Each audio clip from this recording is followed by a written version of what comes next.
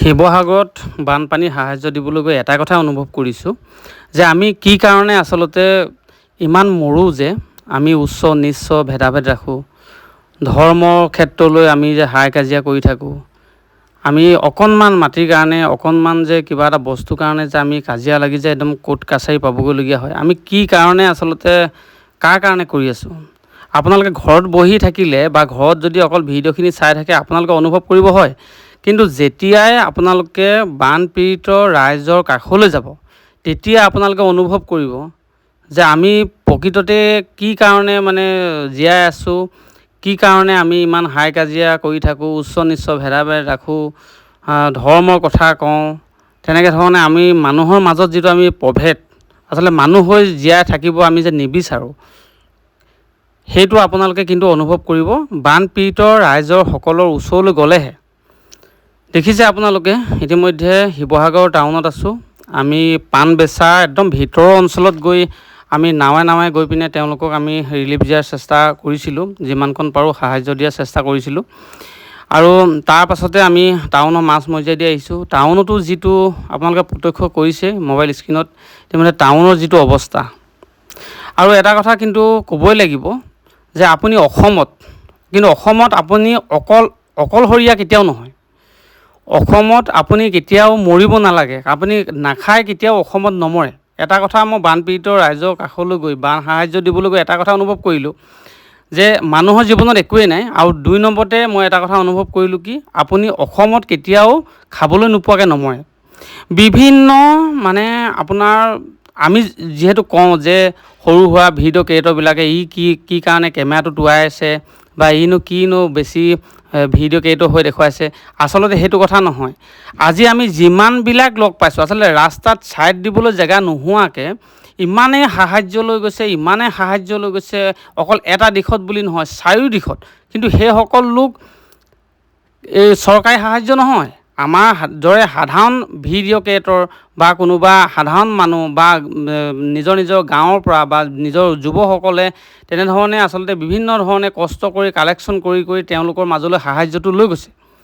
ইমান সাধাৰণ কথা নহয়, কিন্তু দেখিলে আচলতে এনেকুৱা গাড়ী ছাইড দিবলৈ ঠাই নোহোৱাকৈ আচলতে সাহায্য দিবলৈ গৈছে। ইমানেই ভাল লাগিছে যে এনেকুৱা লাগিছে যে আমি অকলশৰীয়া কেতিয়াও নহয়।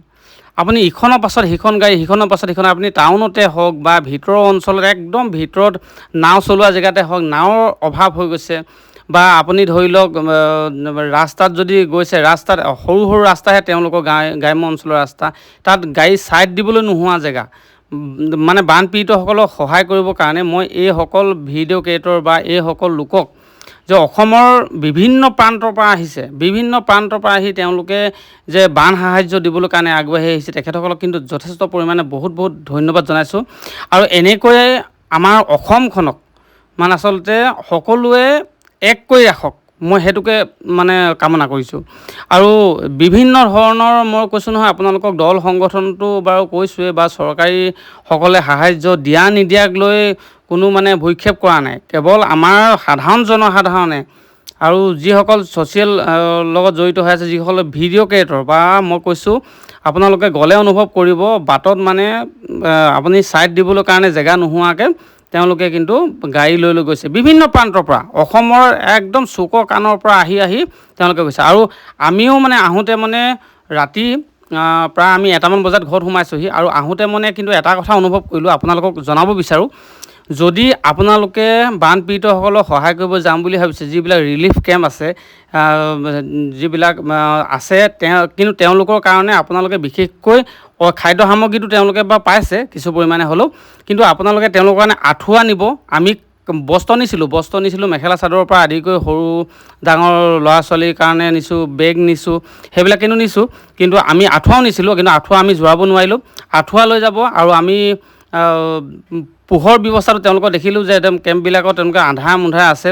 আৰু তেওঁলোকৰ কাৰণে যদি আপোনালোকে পাৰে, যদি আপোনালোকে যাম বুলি ভাবিছে, তেতিয়াহ'লে আঁঠুৱা নিব। আৰু পোহৰ ব্যৱস্থাটো চ'লাৰ লাইট, যিবিলাক চাৰ্জিং লাইট সৰু থাকে, কমচে কম তেওঁলোকক 2 দিন হ'লেওতো যাব, 3 দিন হ'লেও যাব। তেওঁলোকক অন্ততঃ কেঁচুৱা এটা ল'ৰা ছোৱালী লৈ তেওঁলোকে ৰাতিটো আন্ধাৰত কটোৱাটো আমিও নিবিচাৰোঁ। আমি মম দিছোঁগৈ, তেনেকৈ কিন্তু মমেও এটা ৰিস্ক থাকে, কাৰণ তেওঁলোকক সৰুকৈ তম্বু তৰা হৈছে।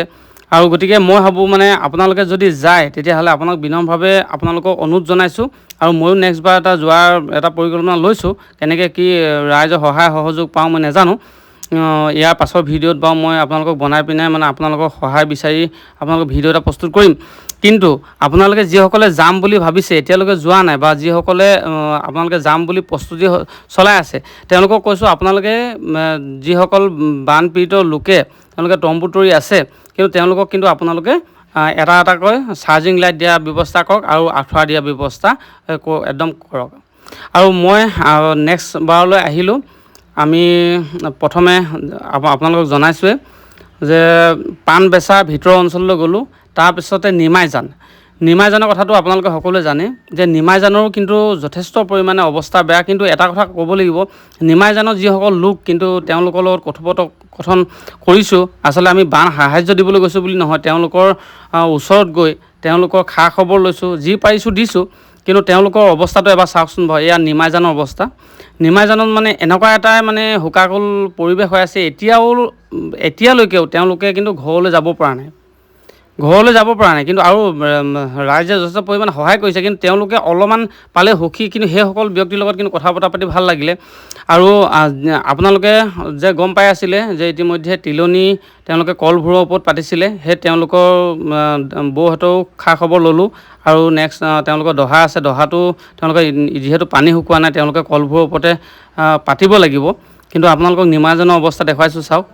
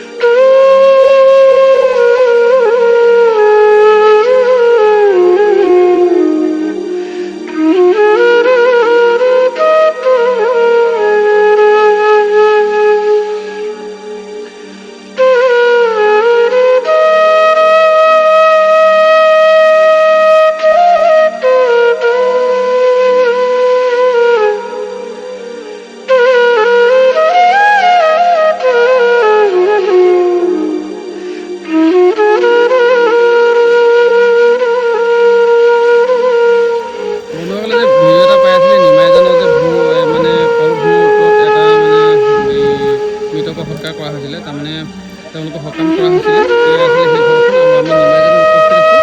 নিমাইজানত আমি যি যেনেকৈ পাৰোঁ ৰাইজক তেওঁলোকক আমি সহায় সহযোগ কৰিবলৈ চেষ্টা কৰিছোঁ। মানে সহায় সহযোগ বুলি ক'লে ভুল হ'ব, আচলতে অকণমান তেওঁলোকক মানে বিপদৰ সময়ত তেওঁলোক থিয় হ'বলৈ চেষ্টা কৰিছে। এইটোৱে আছিলে ঘৰ, তেওঁলোকৰ সহায় হোৱা নাই। আৰু ইয়াৰ আগৰ যি কৰ্মটো আচলতে তেওঁলোকে এই কলবোৰ ওপৰতে কৰিলে, আমাক ইয়াত জনাইছে তেওঁলোকে।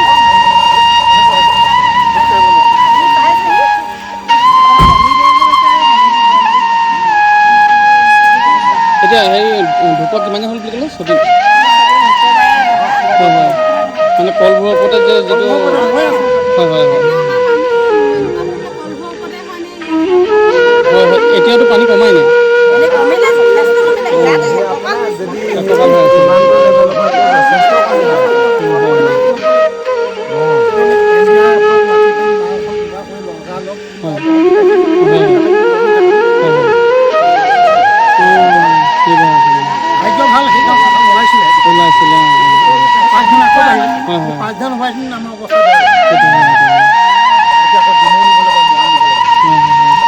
নিমাইজান ন জেগাটো?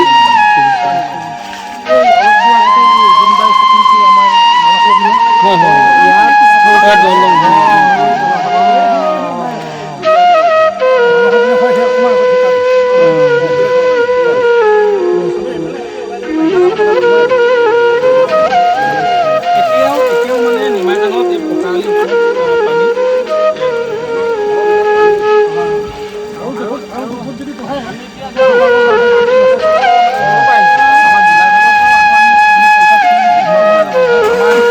আৰু বাঘৰ আক্ৰমণ বেছি। তাৰ পৰা আমি আপোনালোকক আমি বহুত জেগাত যেনেকৈ আমি মানে অকণমান সহযোগ কৰি আহিছোঁ। খালি আপোনালোকে ভালে